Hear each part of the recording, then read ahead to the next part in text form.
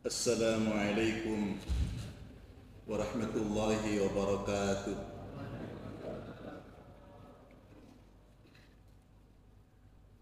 Innal hamdalillahi nahmaduhu wa nasta'inuhu wa nastaghfiruh wa na'udzu billahi min shururi anfusina wa min sayyiati a'malina. May yahdihillahu fala mudilla lahu wa may yudlil falan tajida lahu waliyyan mursyida.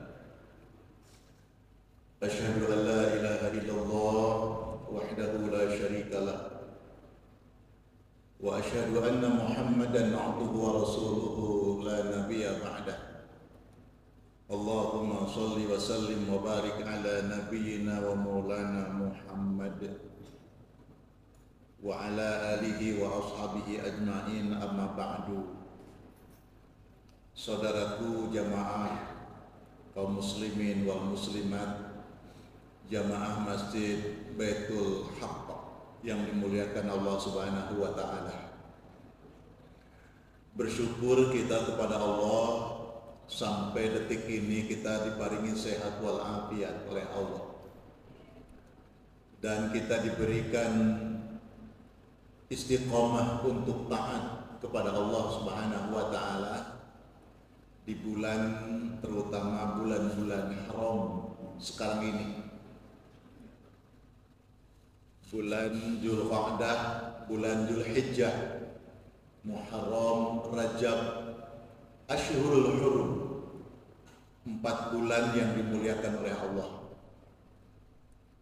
Dan terutama amalan yang paling dicintai oleh Allah, yaitu amalan-amalan yang dilakukan oleh kita orang-orang yang beriman di 10 hari pertama bulan Dzulhijjah. Termasuk kita hadir dalam majelis seperti ini, insya Allah akan mendapatkan kemuliaan dan pahala yang besar dari Allah Subhanahu wa taala. Dan berbeda dengan hari-hari yang lainnya di luar bulan haram. Para jamaah yang dimuliakan oleh Allah, tema kita pada kaji subuh ini adalah tentang hadisun ifki, berita hoak kalau sekarang itu.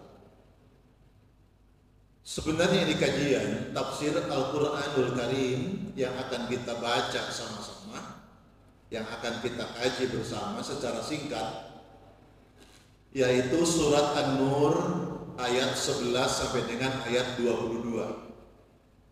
Saya bacakan dulu ayatnya dan saya terjemahkan. Mari kita simak bersama, mudah-mudahan kita mendapatkan rahmat dari Allah Subhanahu wa taala. Allahumma arhamna bil Qur'an. Semoga Allah memberikan rahmat dengan Al-Qur'an. Bismillahirrahmanirrahim.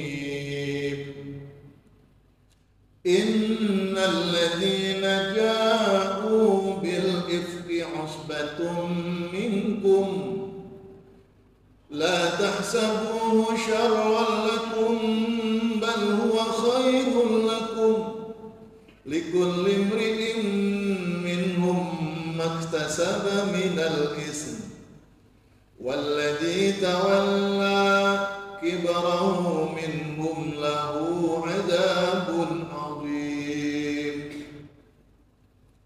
Sesungguhnya orang yang membawa berita bohong itu adalah dari golongan kamu juga. Janganlah kamu mengira berita buruk itu bagimu. Berita itu buruk bagimu, bahkan itu baik bagimu. Setiap orang dari mereka akan mendapatkan balasan dari dosa yang diperbuatnya. Dan barang siapa di antara mereka yang mengambil bagian besar dari dosa yang diperbuatnya itu, dia mendapatkan azab yang besar pula. Laula in sami'tumuh dhannal mu'minuna wal mu'minatu bi anfusihim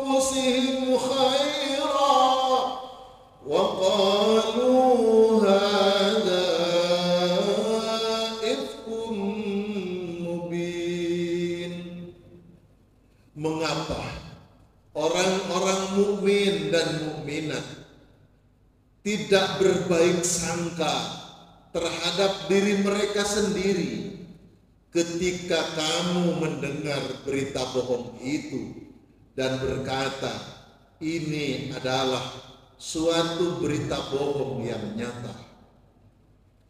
Laula ja'u alaihi bi arba'ati syuhada fa id lam ya'tu bi syuhada fa ulaika 'indallahi humul kadibun.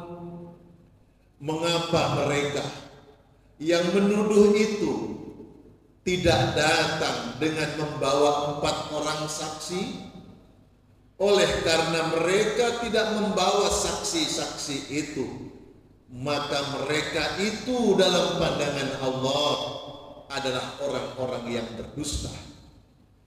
Walaula fadlullahi 'alaikum wa rahmatuhu fid dunya wal akhirah lamassakum fima afadtum fihi 'adzabun 'adzim.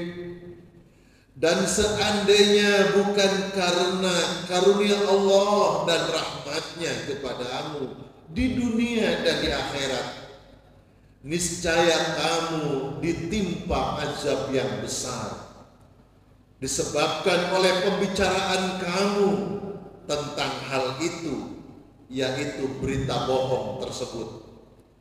Ittalaqawnahu bi'alsinatikum wa taquluna biafwahikum ma laysa lakum bihi 'ilm wa tahsabunahu hayyina wa huwa 'indallahi 'azim.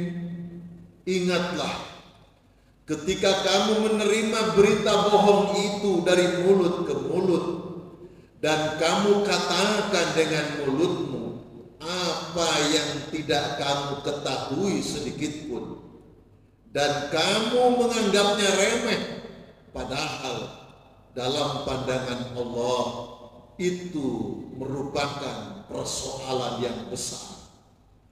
Walaula id sami'tumuhu qultum ma yakunu lana an natakallama bihadza subhanaka hadza buhtanun 'adzim. Dan mengapa kamu tidak berkata ketika mendengarnya itu, tidak pantas bagi kita membicarakan ini. Maha suci Allah, ini adalah kebohongan yang besar.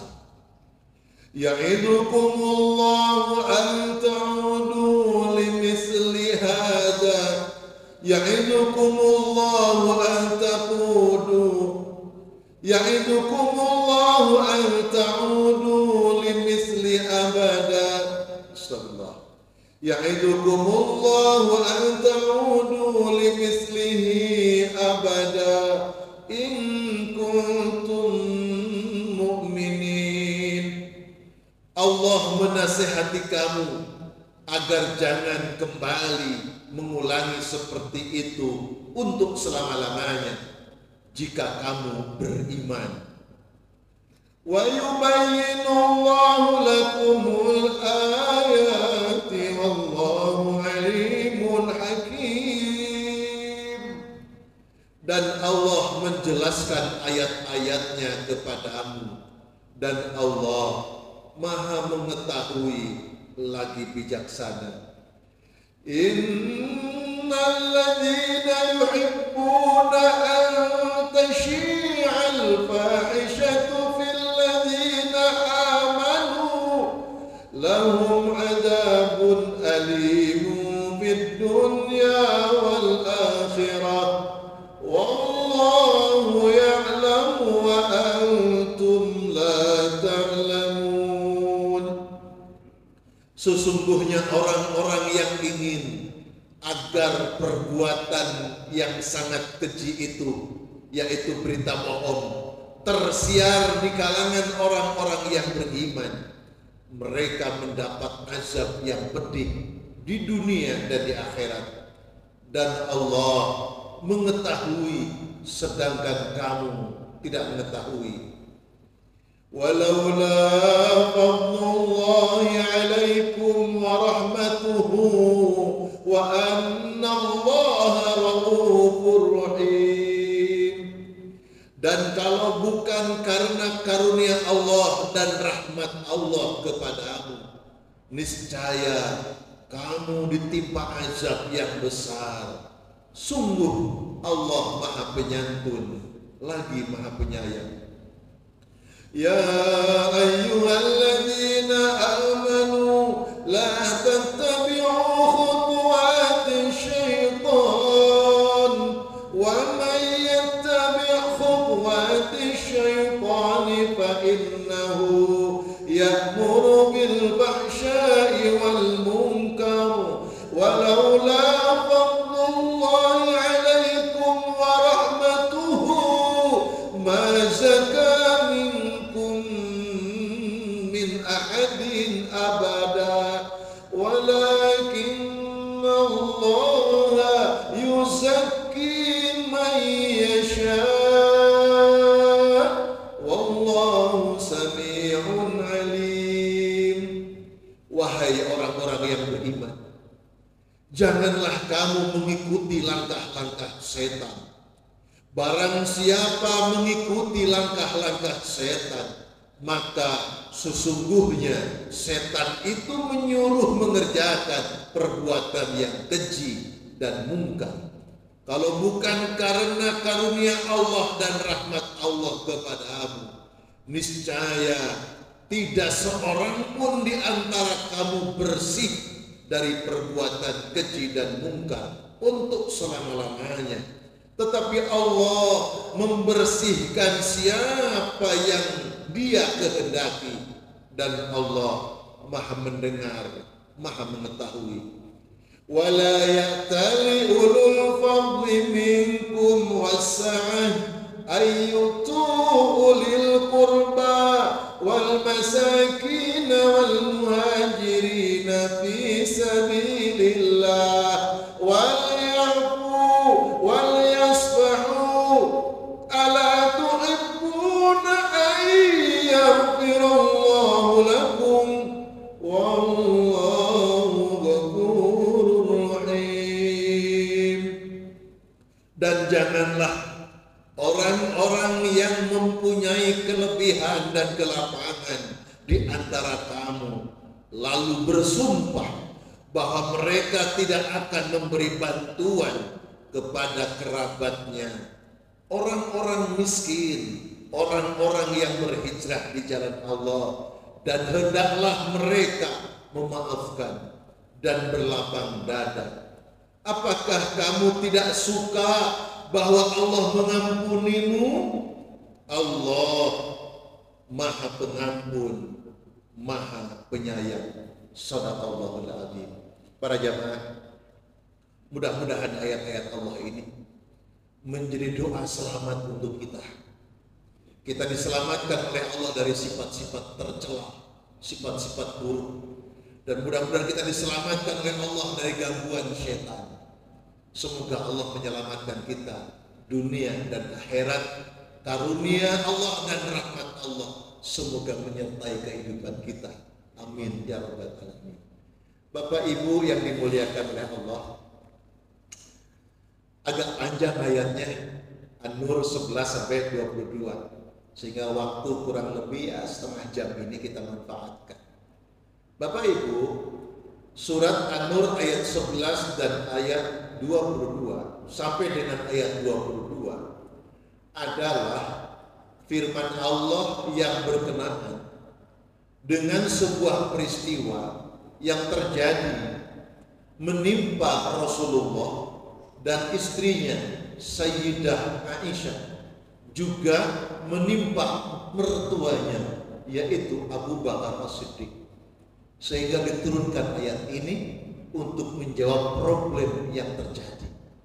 Para jamaah, problem itu terjadi ketika sepulang dari sebuah peperangan yang namanya Perang Muraisi. Perang Muraisi adalah peperangan yang terjadi antara kaum Bani Mustalik melawan pasukan Rasulullah dan Rasulullah Shallallahu Alaihi Wasallam. Jadi perang Muraisi ini adalah gagasan perang senyap secara diam-diam. Orang-orang Bani Mustalik secara diam-diam akan menyerang Rasulullah dan para sahabat. Tetapi Allah tidak tidur. Allah menjaga kondisi orang-orang yang beriman, sehingga Rasulullah diberitahu ketika akan diserang itu, maka justru Nabi dan para sahabat mendahului melakukan penyerangan. Itu poin pertama. Para jamaah, saya mau bertanya, selama masa hidup Nabi, panjenengan tahu berapa kali Nabi mengikuti atau melakukan peperangan? Ada yang tahu? Yang bisa menjawab dan jawabannya benar, takmir berhak memberikan hadiah. Berapa kali Rasulullah selama hidupnya berperang? Ternyata Nabi itu 27 kali berperang.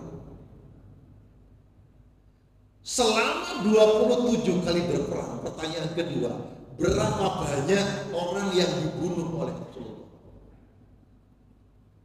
Membunuh dalam berperang itu dibolehkan.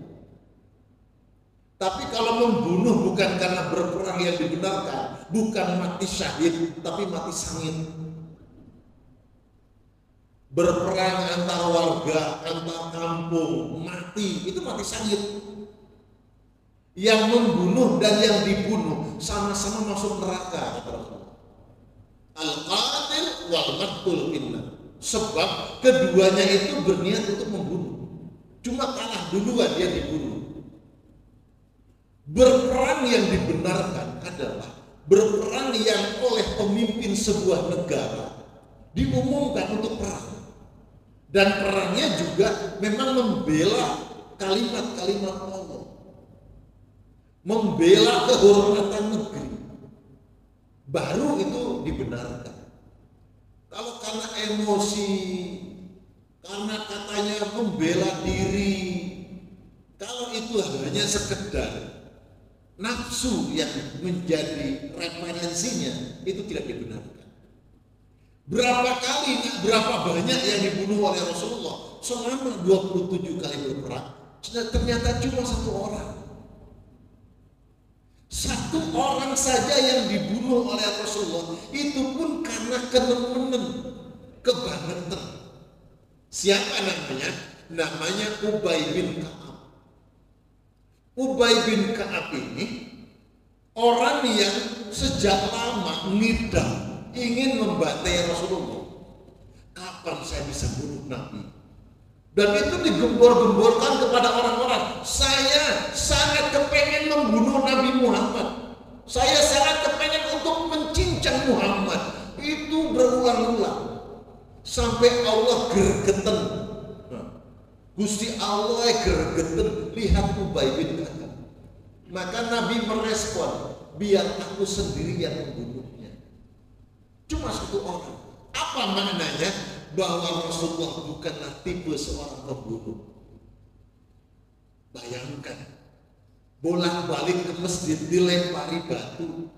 Ketika sujud sholat disiram dengan kotoran unta, dengan kencing unta, kotoran unta. Seperti itu, Nabi memaafkan, Nabi senyum. Coba kalau terjadi kepada panjenengan.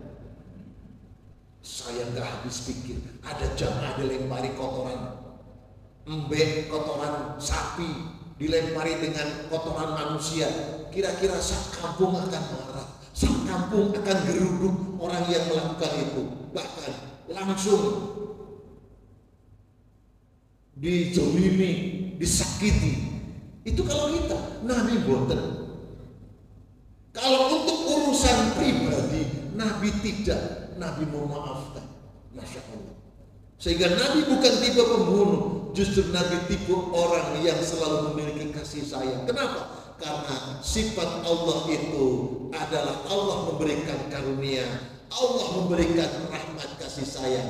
Maka Allah sendiri berfirman, wa ma arsalnaka illa rahmatan lil alamin. Tidaklah aku mengutus yang namanya Muhammad untuk memberikan kasih sayang untuk semesta ini. Subhanallah. Bapak Ibu yang dimuliakan Allah. Nah, ketika Nabi pulang dari perang Quraisy itu, ya, jadi ketika Nabi pulang dari perang Quraisy itu, maka Rasulullah dan para sahabat kembali menuju Madinah. Di tengah perjalanan, Nabi menghentikan pasukan. Wahai para sahabat, kita berhenti dulu di sini, istirahat. Barangkali di antara kalian ada yang mau buang hajat, silakan. Dan uniknya, Rasulullah itu kalau berangkat berperang selalu disertai oleh istrinya. Maka akan mengundi di antara para istrinya siapa yang berhak menemani berperang bersama Rasulullah. Jadi kalau perang itu Nabi selalu ada istrinya ikut perang. Dalam perjalanan sejarah dunia belum ada istrinya yang ikut perang itu, istrinya ikut menyertai suaminya Rasulullah SAW. Dan yang mendapatkan undian saat itu yaitu Siti Aisyah radhiyallahu anha. Maka Siti Aisyah pun ketika waktu istirahat itu turun. Jadi Siti Aisyah itu berada di atas unta, namanya sekudung. Sekudung itu semacam tenda yang tertutup di atas unta, dan Siti Aisyah berada di dalamnya. Maka Siti Aisyah pun turun untuk buang hajat. Setelah selesai buang hajat, Siti Aisyah itu menggerayangi tubuhnya, dadanya. Loh, kok kalung yang sangat disukainya, pemberian hadiah dari Rasulullah, kok tidak ada? Hilang atau mungkin jatuh di mana? Maka kembalilah ke tempat buang hajat tadi lagi. Mencari dalam waktu yang agak lama. Ketika Siti Aisyah selesai, lalu kembali menemui pasukan tempat istirahat itu, ternyata pasukannya sudah berangkat.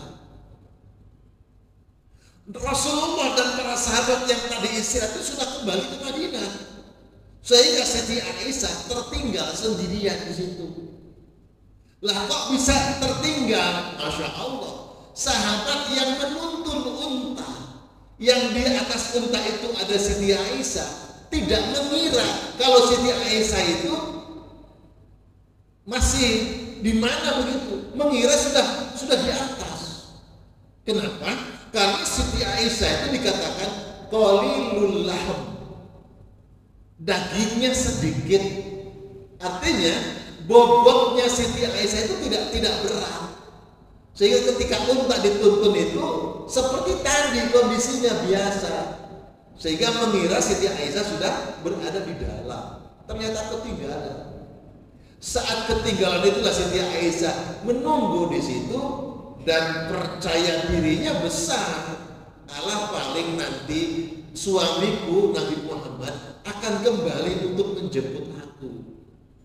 Itu pikirnya begitu. Menunggu sampai datangnya waktu sore, mulai gelap, kecapean, tertidurlah Siti Aisyah di situ.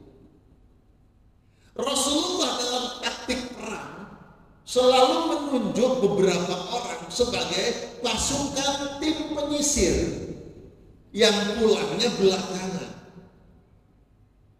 Nah, ditunjuklah namanya Sofwan al-Mu'attal as-Sulami. Sahabat Sofwan ini sahabat yang sangat menjaga dirinya, sahabat yang tidak gampang nafsunya terkecoh kalau melihat perempuan cantik, melihat orang yang gemulai, tidak gampang nafsunya itu tergugah. Karena begitu sangat takutnya kepada Allah Subhanahu wa Ta'ala. Dia sebagai tim penyisir, barangkali ada barang bawaan yang tertinggal, tercecer, dia yang menyelamatkan. Dari jauh dia melihat apa di depan ini, hitam-hitam, as-sawada. Begitu sudah agak dekat, maka beristirjalah Sofwan al-Mu'attal as-Sulami ini, inna lillahi wa inna ilaihi raji'un, kata dia. Kenapa? Dia mengerti, dia tahu, dia mengenal siapa di depan ini. Ternyata Siti Aisyah, istri baginda Rasulullah SAW. Dengan istirja tadi, inna lillahi wa inna ilaihi raji'un, terbangunlah Siti Aisyah. Wahai Ummul Mukminin, engkau sendirian di situ. Iya, saya tertinggal dari rombongan Rasulullah. Baiklah, wahai Ummul Mukminin, silahkan kau naik ke atas unta. Naik ke atas unta. Untanya ini paham, merunduk, Siti Aisyah naik, lalu Sofwan al-Mu'attal as-Sulami menuntun dengan memegang tali unta itu melewati sepanjang malam. Inilah mulai kisah, yaitu seorang tokoh munafik yang bernama Abdullah bin Ubay bin Salul menggoreng karena melihat peristiwa berdua antara istri Nabi dengan sahabatnya itu berjalan berdua melewati waktu malam. Digorenglah sebuah berita bahwa istri Nabi berselingkuh dengan sahabat, yaitu Sofwan al-Mu'attal. Namanya berita itu walaupun belum ada HP, belum ada medsos, cepat merambat berita itu sampai di Madinah. Jadi Nabi dan rombongan nyampe di Madinah, berita itu pun tidak lama juga menyusul nyampe di Madinah. Sampai Nabi mendengar kalau istrinya hilang, ternyata berduaan dengan sahabat yang lain. Nah, Sofwan al-Mu'attal as-Sulami tibalah di waktu pagi dengan Aisyah, Siti Aisyah. Lalu Siti Aisyah masuk ke rumahnya, mengucapkan salam kepada Rasulullah. Assalamualaikum ya Rasulullah. Nabi menjawab, waalaikumsalam warahmatullahi wabarakatuh. Lalu Nabi meninggalkan Siti Aisyah. Kaget Siti Aisyah. Loh, kenapa? Kenapa setelah menjawab salam, Nabi justru meninggalkannya? Sesuatu yang tidak terjadi selama hidup Siti Aisyah. Kenapa? Nabi Muhammad itu dalam kehidupan rumah tangganya, Masya Allah, sangat harmonis. Untuk bercengkrama suami istri, ngobrol yang asyik, apalagi setelah tadi tertinggal, apa yang akan terjadi, ngobrolnya sangat dekat. Tapi itu setelah menjawab salam, ditinggalkan Siti Aisyah. Itu yang terjadi.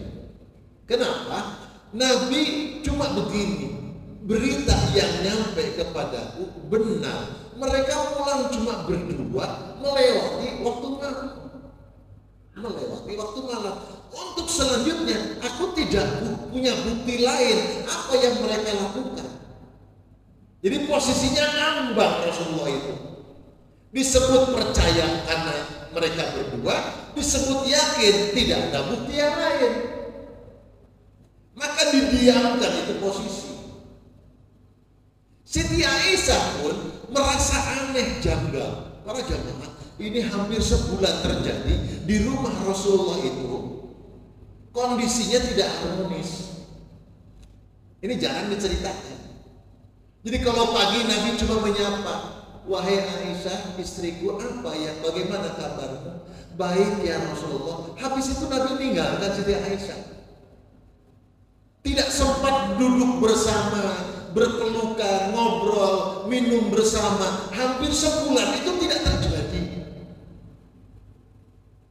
Coba kalau sekarang menimpa bapak-bapak, ibu, suami istri, perjalanan rekreasi, dilalah istrinya ketinggalan. Suaminya sudah nyampe rumah, istrinya baru nyampe besok, diantar oleh tetangga laki-laki ganteng misalnya. Begitu nyampe rumah, kira-kira bapak nanya apa buatan? Makanya kamu gak ikut pulang, berduaan saja. Apa yang kamu lakukan? Minimal ngomong minimal, nakoe gak enak. Nabi boten. Lalu Siti Aisyah diperlakukan tidak harmonis oleh Rasulullah di rumahnya. Tidak tidur bersama, tidak duduk bersama, satu rumah, dan rumah Nabi tidak besar. Iya, kalau rumahnya besar banyak kamar, bisa tidur di kamar yang lain. Ini enggak ada kamar rumah Rasulullah itu.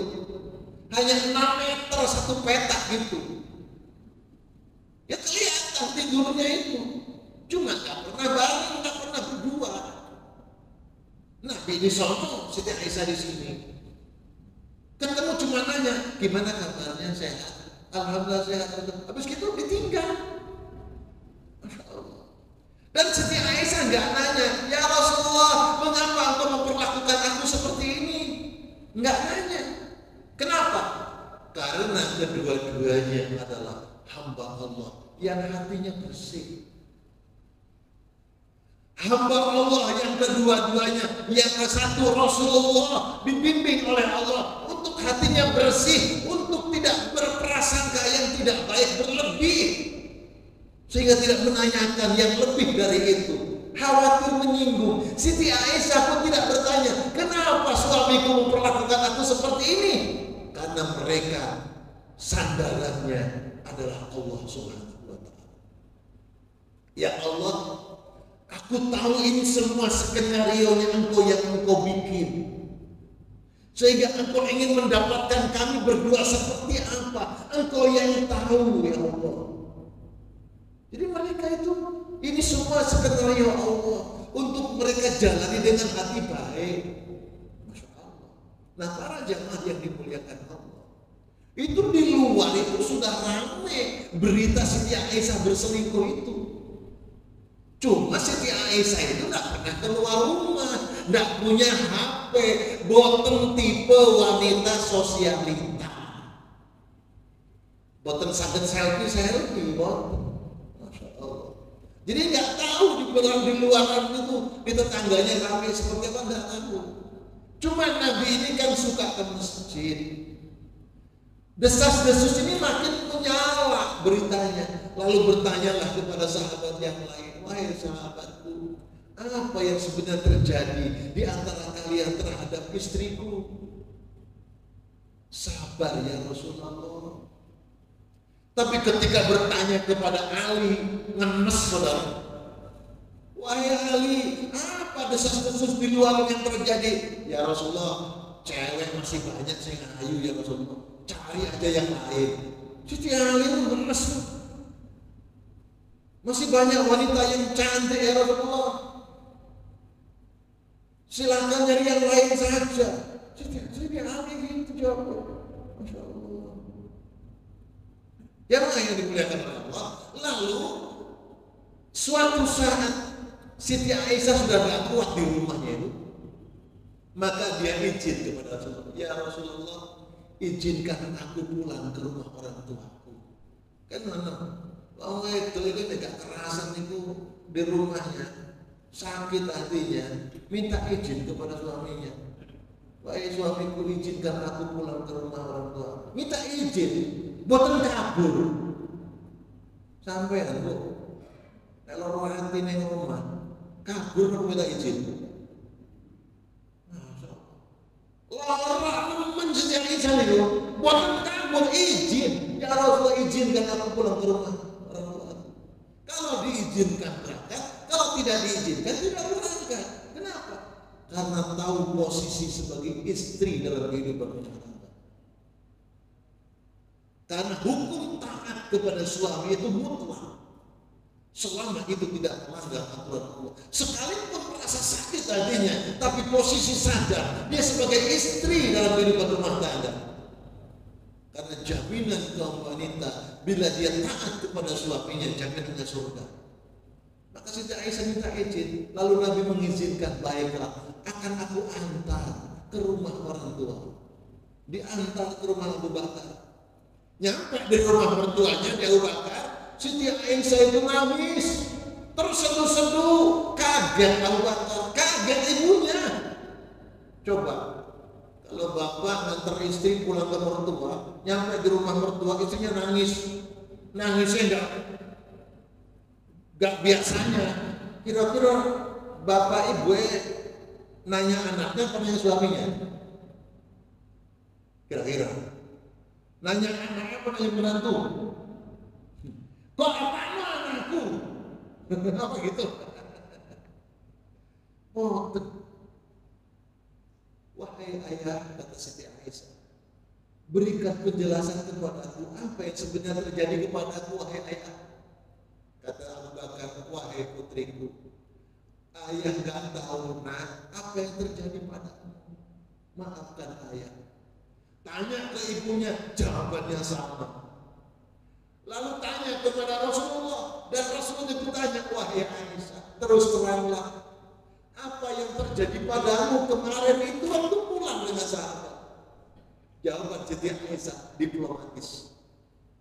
Ya Rasulullah, suamiku, bila aku berkata yang sebenarnya, engkau pun tidak akan langsung percaya. Tetapi bila apa rumor yang terjadi padamu yang kau terima, dan engkau akan langsung mempercayainya. Aku berpasrah kepada Allah Subhanahu wa Ta'ala. Maka Siti Aisyah lari masuk ke kamar. Mungkin kalau sekarang kayak drama di TV, buka pintu, dia lempar pintunya, ceprot, langsung tempurung di kasur, nggunggung nangis kira-kira.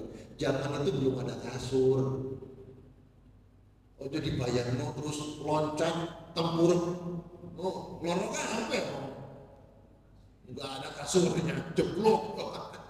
Terus lagi langsung loncat ke kasur, tempurung penuh, empuk kasurnya. Nangis Siti Aisyah. Suatu saat Siti Aisyah mau buang hajat, minta diantar oleh rewan di rumahnya, yaitu Ummu Mistah. Ummu Mistah itu adalah ibu dari Mistah bin Usasa. Jadi ternyata ayat yang ke-11 surat An-Nur ini memberi penjelasan. Siapa sih orang-orang yang menyebarkan berita? Pertama, dedekotnya itu Abdullah bin Salul menyebarkan berita. Diceritakan di tengah para sahabat.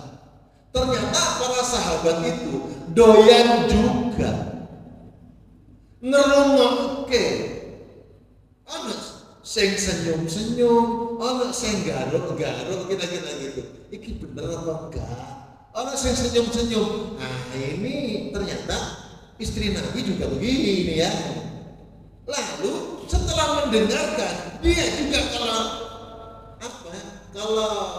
ngumpul dengan sahabat yang lain ikut menyeritain juga. Maka dalam ayat ini usbatun minkum, orang yang menyebarkan berita itu dari kalangan para sahabat juga. Loh, sahabat itu kena hukum, apalagi kita. Sahabatnya berkelas. Orang sahabat Nabi itu kelasnya adalah sahabat Ahlu Badar. Sahabat Ahlu Badar itu sahabat yang pernah ikut perang Badar. Bapak Ibu tahu tidak siapa sahabat yang ikut perang Badar? Loh, di dalam surat An-Nisa ayat 95 Allah sudah memaklumkan, memberikan sertifikat kepada mereka. Apa sertifikatnya? Orang-orang yang ikut perang Badar, kedudukan mereka pertama, derajatnya lebih tinggi di sisi Allah. Yang kedua, mereka dihadiahi pahala yang besar. Yang ketiga, mereka dijanjikan surga. Nah, itu orang-orang yang pernah ikut perang Badar.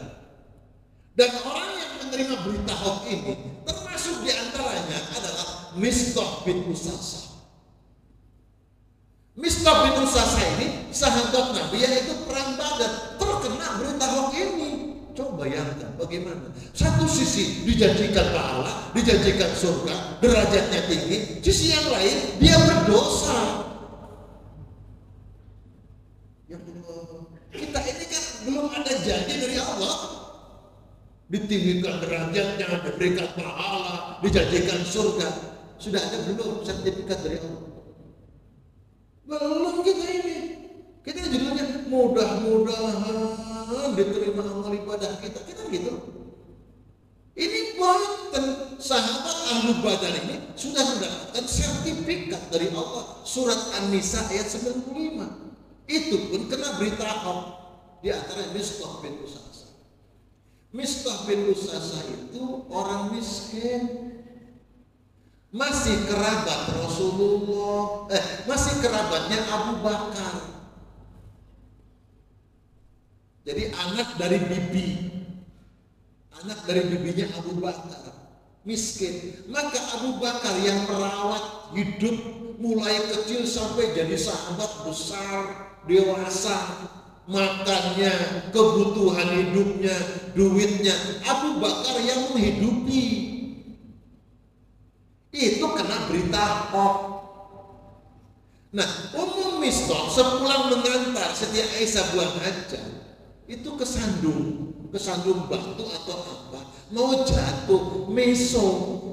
Jadi kalau ibu bapak ono sing gampang meso, iku ono judule dulunya. Umum Mistah itu meso. Jadi kesandung batu mau jatuh meso. Nih bapak ibu mesoin apa? Innalillahi Astagfirullahaladzim. Masih bagus. Meso loh nama-nama binatang. Misalnya, Masya Allah, kepunyaannya laki-laki, kepunyaannya perempuan diomongke. Kan ada miso-miso yang model gitu, jorok. Nah, Ummu Mistah ini yang antar Siti Aisyah tadi, miswe nyumpahi anaknya. Wailu Mistah, celaka kau Mistah. Celaka kau Mistah. Siti Aisyah kaget. Ya ibu, mengapa ucapanmu sangat buruk? Jelek sekali ucapanmu ini. Anakmu sendiri kau doakan celaka. Ada bapak ibu kalau lagi mangkal sama anak nyumpahi jelek? Jangan. Istighfar. Ini Ummu Mistah nyumpahi anaknya, celaka kok anakku Mistah. Siti Aisyah itu, ya ibu, buruk sekali perkataanmu. Lalu si ibu ini berkata, wahai Siti Aisyah, apakah engkau tidak tahu di luaran sana ramai membicarakan tentang dirimu, bahwa dirimu telah berselingkuh dengan Sofwan al-Mu'attal. Ternyata yang ikut menceritakan itu anakku sendiri Mistah.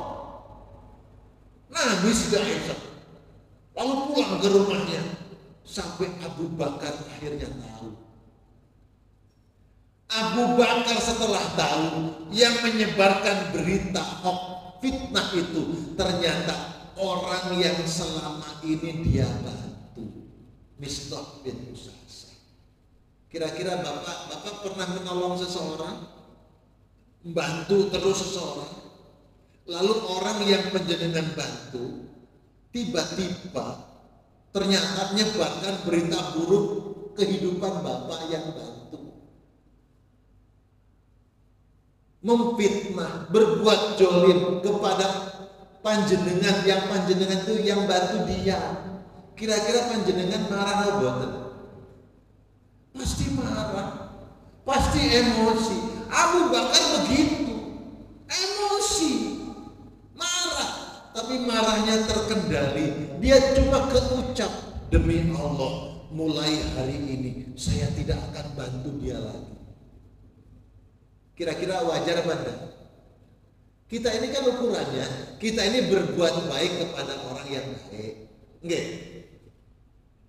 Tapi agama ini mengajarkan, berbuat baiklah kepada orang yang telah berbuat baik kepadamu, dan tetaplah berbuat baik sekalipun kepada orang yang tidak baik kepadamu.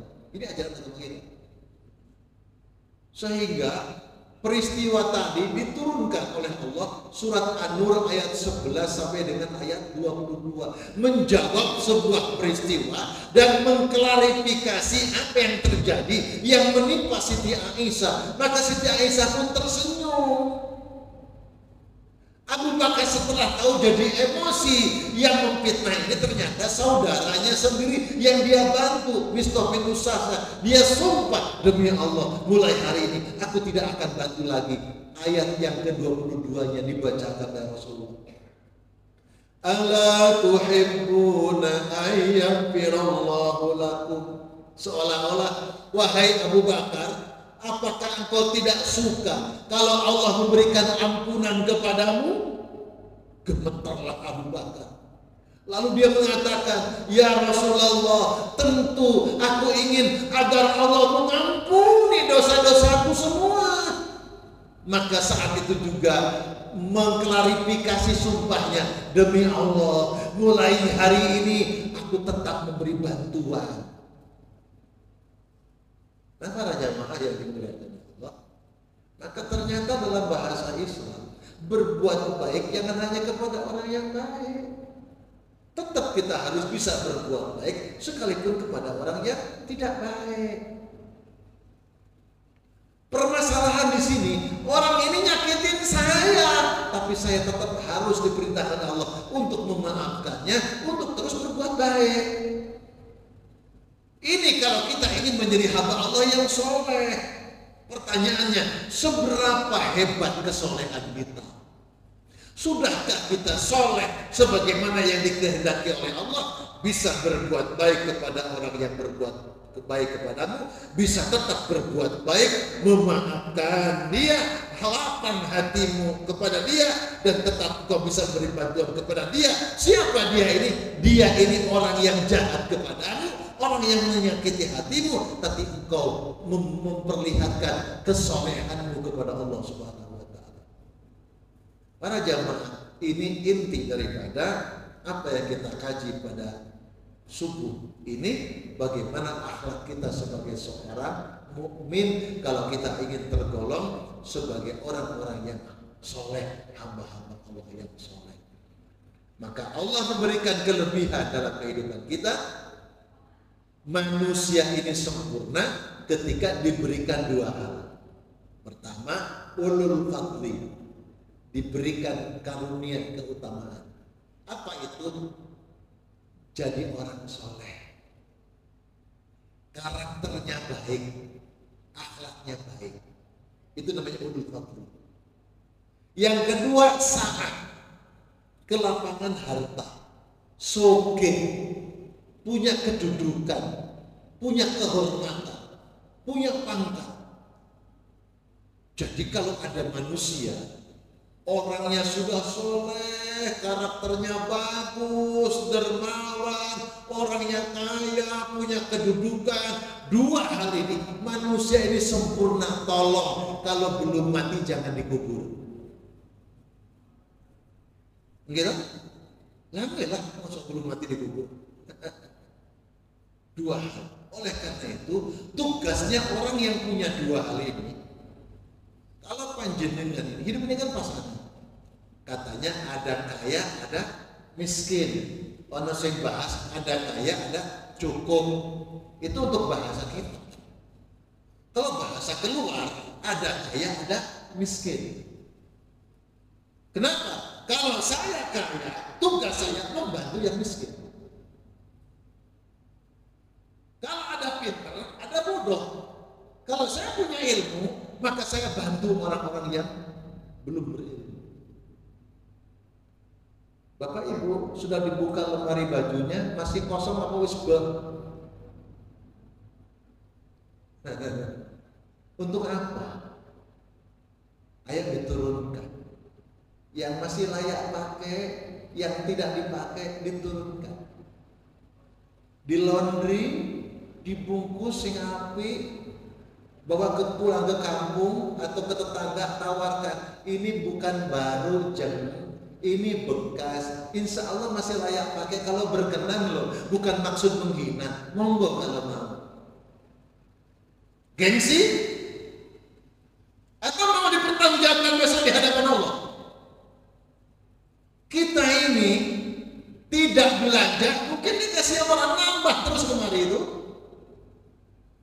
Tapi orang-orang begini Pak, kalau panjenengan berkecukupan atau kaya, mesti ada orang miskin butuh.